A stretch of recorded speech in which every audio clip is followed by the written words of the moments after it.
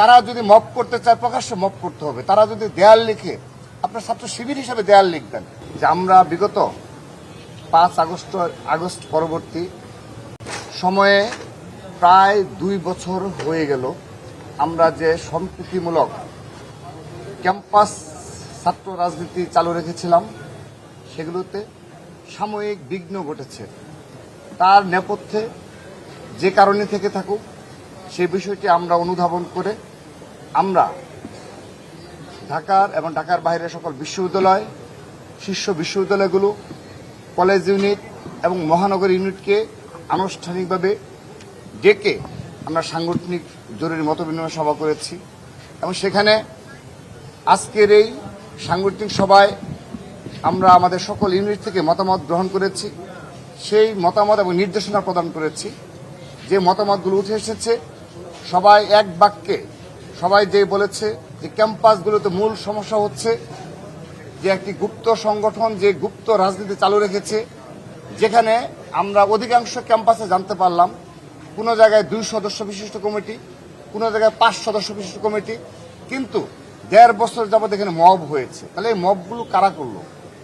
তো তারা সাধারণ শিক্ষার্থীর নামে এই মবগুলো করেছে এবং সেখানে ঐক্যবদ্ধভাবে 15 থেকে 20 জনের একটা ঐক্যবদ্ধ গ্রুপ এই মবগুলো করেছে এবং নানাবিধভাবে ছাত্রদলকে হেনস্থা করা, তারা যেন ক্যাম্পাস থেকে বিতাড়িত হয় কিংবা সাধারণ রিয়েল যারা জেনারেল স্টুডেন্ট তাদের সাথে যেন একটা বিভেদ তৈরি হয়, সে ধরনের কাজের জন্য যা করার প্রয়োজন সে ধরনের মব এবং পরিস্থিতি ক্রিয়েট করা হয়েছে ক্যাম্পাসগুলোতে। সে কারণে সকল শিক্ষা প্রতিষ্ঠান থেকে আমাদের দাবি এসেছে যে গুপ্ত রাজনীতি যদি বাংলাদেশে চলমান থাকে তাহলে এই সংকট নিরসন হবে না।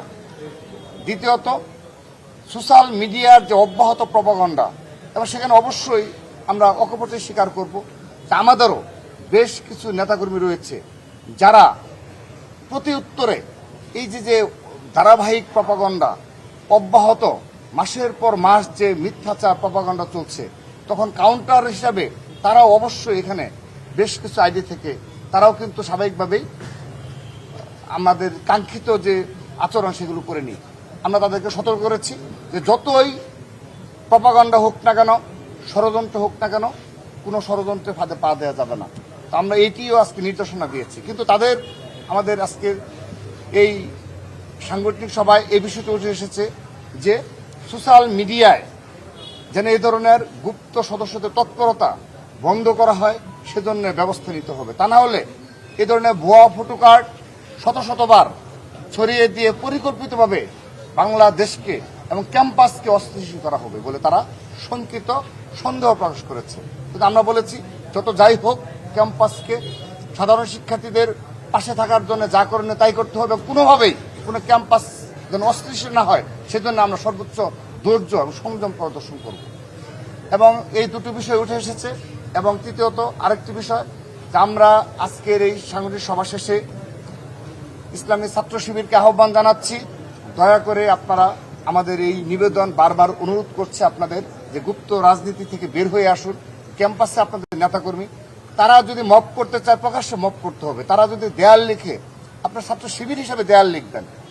আপনারা যদি সোশ্যাল মিডিয়ায় কোনো ক্যাম্পাসে ছাত্র দলের গঠনমূলক সমালোচনা হোক কিংবা অহেতুক সমালোচনা হোক করবেন, সেটাও আপনি আপনার সদস্য অনুযায়ী করুন।